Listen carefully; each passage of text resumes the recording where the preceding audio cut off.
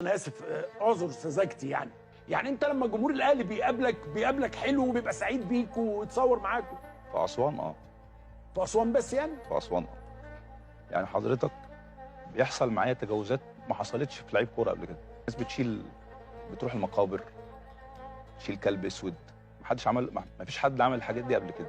لو الناس اللي مسؤوله على الكوره بتوقف الناس دي من 20 سنه بيحصل معايا كده، ما كناش هنوصل للنهارده اللي بيحصل.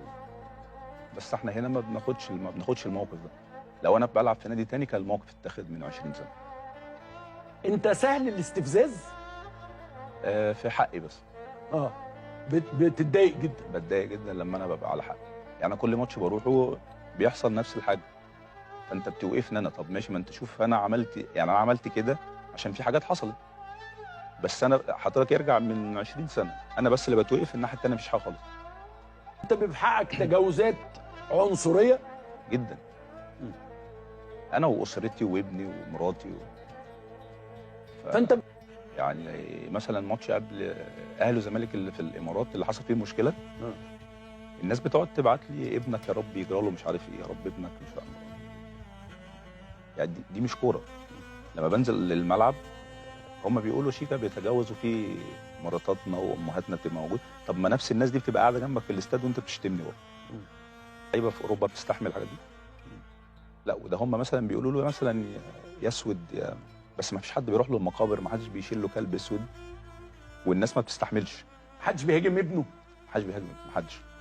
فالتجاوزات دي بتحصل مش في الملعب بس، حتى بره. يعني انا مره قاعد في فندق انا ومراتي وابني وصاحبتها، فواحد عمال يطلع من الاوضه، انا قاعد بره الاوضه بره عمال يشرب السيجاره فخلاص عرفت اللي هو اهلاوي.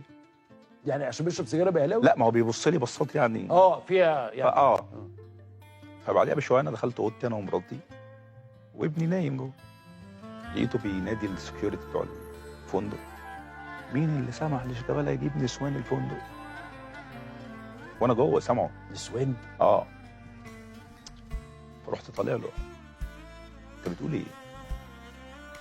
السكيورتي بيقول له: لا ده معاه مراته يا فندم. فاخدت بعضي ومشيت من الفندق، مشيت. يا نهار اسود، نكد يعني.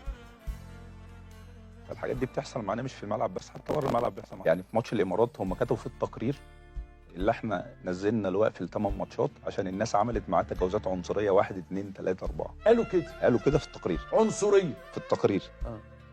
طب انت بتوقفني على يعني بأمارة ايه؟ طيب لو انا عارف اللي هيحصل بعد الماتش، الاتحاد الكوره او الناس اللي مسؤوله عن الرياضه في مصر هتجيب لي حقي، طبعا مش هتكلم.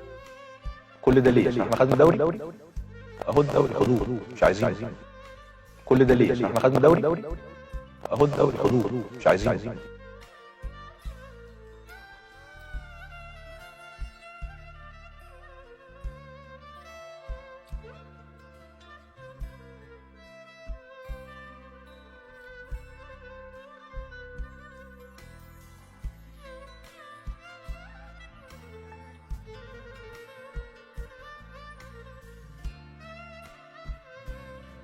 انت تاريخ يا شيخ، تاريخ عظيم.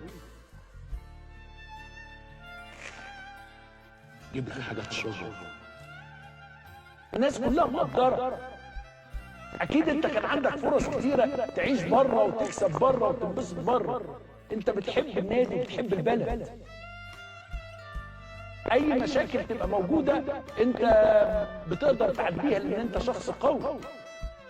استاذ عمرو، هم بيوصلوا للناس حاجه مش انا مش كده. انت طبعا مش كده. لعيبه النادي الاهلي عارفه لو انا كده مش هيبقوا صحابي، او الناس الاهلاويه اللي بتقابلني في الشارع عارفين ان انا مش كده. يعني مثلا ماتش قبل اهلي وزمالك اللي في الامارات اللي حصل فيه مشكله، الناس بتقعد تبعت لي: ابنك يا رب يجرى له مش عارف ايه، يا رب ابنك مش عارف ايه. يعني دي مش كوره. لما بنزل للملعب هم بيقولوا شيكا بيتجاوزوا فيه مراتاتنا وامهاتنا بتبقى موجود. طب ما نفس الناس دي بتبقى قاعده جنبك في الاستاد وانت بتشتمني برضه. كل ده ليه؟ احنا خدنا دوري؟ اهو الدوري خدوه، مش عايزين.